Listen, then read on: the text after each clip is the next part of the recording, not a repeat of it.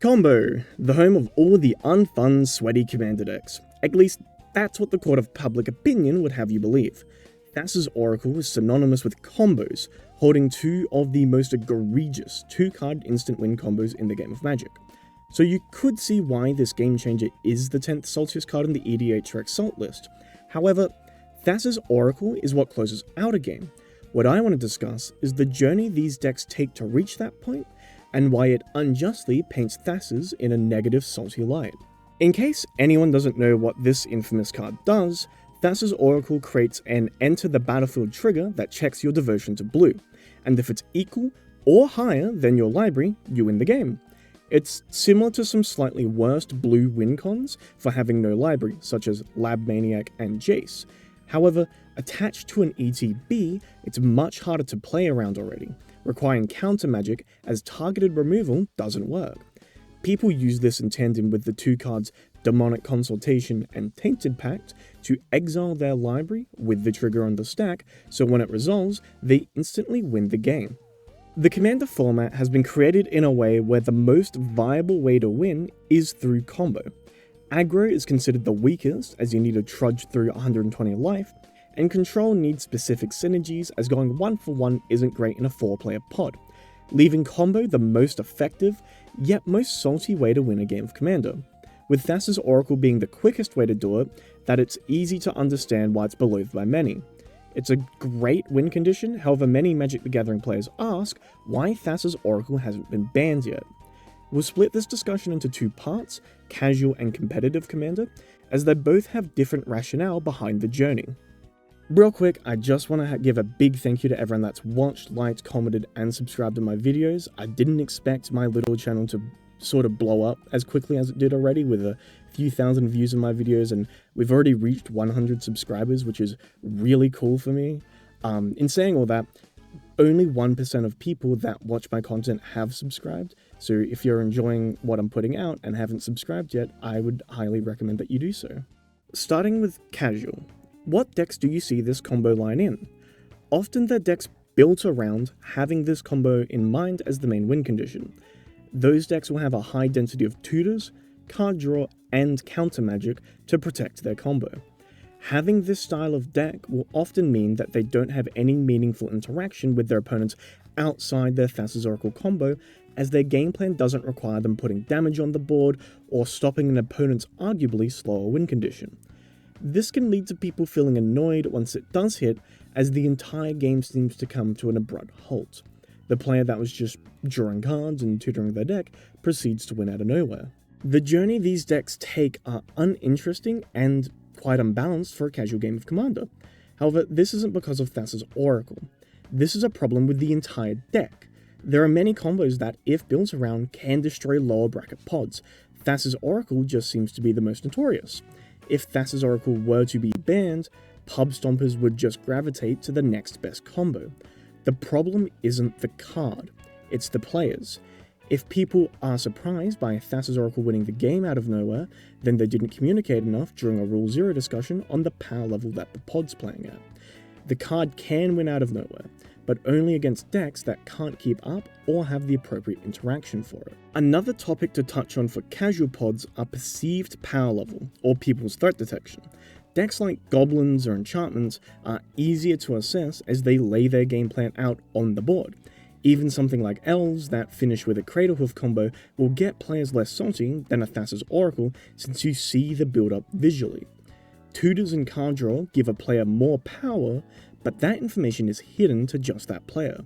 This generally makes threat assessment more difficult for people, especially if they often downplay the power of tutors and card draw, meaning that once the Thassa's Oracle is dropped and winning the game, a player who didn't correctly assess the situation can feel quite annoyed. I mentioned this earlier, but typical removal doesn't stop this combo once it drops. Instant speed creature removal doesn't get rid of the enter the battlefield trigger, board wipes and other sorcery speed interaction are too slow, meaning the only real way to stop this is on the stack, which, unless blue's in your color identity, you're out of luck. This can lead to players feel like there was no chance against the combo, especially if you're in the bracket 3 pod. Typically this combo line is regarded as a bracket 5, sometimes bracket 4 win line. However, bad actors will bring this style of deck to a lower bracket, especially since Tainted Pact and Demonic Consultation aren't game changers, which those cards will always be run in a Thassa's Oracle deck. This is all to say that the issue will always lie at player intent, that if Thassas were to be banned, those players will still find ways to bring unstoppable combo decks to pods that aren't built for it, not interacting with the board, hard to assess threats, and almost impossible to stop in an unready pod. Combo decks like these will often create salty environments that when Thassa's Oracle is played, all that built-up salt is directed at that card, making Thassa's Oracle the poster merfolk for combo decks, players' least favourite archetype. So where Thassa's Oracle is typically played, is it considered a healthy card? Bracket 5, more commonly known as cEDH, has Thassa's Oracle as one of its staple cards, often being referred to as Thoracle among players. Almost every deck that can run the card does, as either a primary or secondary win condition, so it does see plenty of play. Talk about banning the card can often lead to heated debates on whether it would benefit or harm the format as a whole. The most popular argument for banning Thassa's Oracle is how it'll open up more decks to become playable. However, looking at the current cEDH top 16, none of these commanders will be affected by a ban. They all currently have other win lines, with Thassa's Oracle being just a backup, or some of these decks don't have Thassa's Oracle at all. So regarding which decks a ban like this would affect, we'd have to dig a little bit deeper into the metagame. Lower colors and fringe top tier currently use Thassa's Oracle as a win condition to keep up the best of the best. Commanders such as Glab and Talion would be affected a lot more than Blue Farm or Sisay, which, if you're looking at format health, would lead to a staler metagame as people lose more viable options to play. Thassa's Oracle enables these kinds of decks to compete toe-to-toe with the cream of the crop. Banning the card would actually do more harm than good for format diversity. Something else players have tossed around would be the banning of Tainted Pact and Demonic Consultation, as they're the other parts of this combo. This isn't a good idea again, for already good decks have ways to win without Thassa's combo, and it just hinders weaker color combinations. For the same reason, these shouldn't be banned either. When we're looking at powerful cards in cEDH to ban, we should be looking at which ones enable the fastest and safest ways to deploy a win con, not the win condition itself. Thassa's Oracle is just the destination a lot of these decks take after having already won the game, so to speak. The game wasn't over when someone does a Thassa's Oracle combo, it was already over when the Turbo player gave the Ristic player 25 cards before passing the turn.